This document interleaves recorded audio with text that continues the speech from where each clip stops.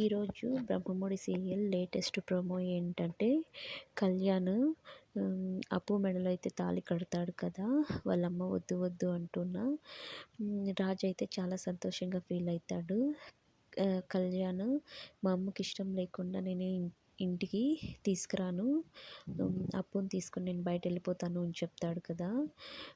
దానికైతే వాళ్ళ పెద్దమ్మ కళ్యాణ్ అప్పుని నేను కోడలిగా అంగీకరిస్తున్నాను, ఎవరు వద్దంటారో నేను చూస్తాను, ఎవరూ లేని అనాథలాగా నువ్వు బ్రతకాల్సిన అవసరం లేదు, మన ఇంటికి వెళ్ళిపోదాం నాన్న అంటే, లేదు పెద్దమ్మ, ఎవరికి ఇష్టం లేకుండా ఒక ఆడబిడ్డ ఇంటికి కోడలిగా వస్తే ఎలాంటి ఇబ్బందులు బాధలు పడాల్సి వస్తుందో దానికి ఉదాహరణ కావ్య వదిన, అందుకోసమే నేను ఇంటికి రాను అని చెప్పేసి ఎవరు ఎన్ని చెప్పినా అప్పుని తీసుకొని అక్కడి నుంచి వెళ్ళిపోతాడు. అప్పు వాళ్ళు ఎక్కడ ఉండాలని ఆలోచిస్తూ పోతూ కళ్యాణ్ వాళ్ళ ఫ్రెండ్స్కి అయితే కాల్ చేస్తూ ఉంటాడు. ఇంతలో అందరూ ఇంటికైతే వెళ్తారు.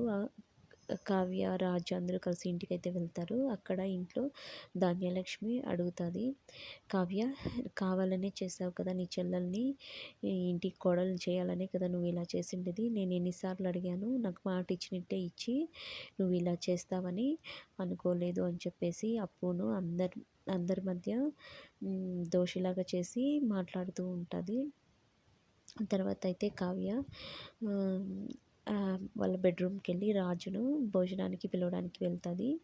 రాజు అప్పుడు నువ్వు చెప్తే కళ్యాణ్ ఇంటికి వస్తాడు, నువ్వు ఏదో ఒకటి చేసి కళ్యాణ్ని తీసుకురా అంటే, లేదు నేను అలా చేయను, నేను చేయను కూడా అని చెప్పేసి అంటుంది. అప్పుడు రాజు సరే అయితే నువ్వు నేను చెప్పినట్టు విన్నప్పుడు నువ్వు చేసిన ఫుడ్ నేను ఎందుకు తినాలి, నేను తిన్నపో అని చెప్పేసి కావ్యని అక్కడి నుంచి పంపించేస్తాడు.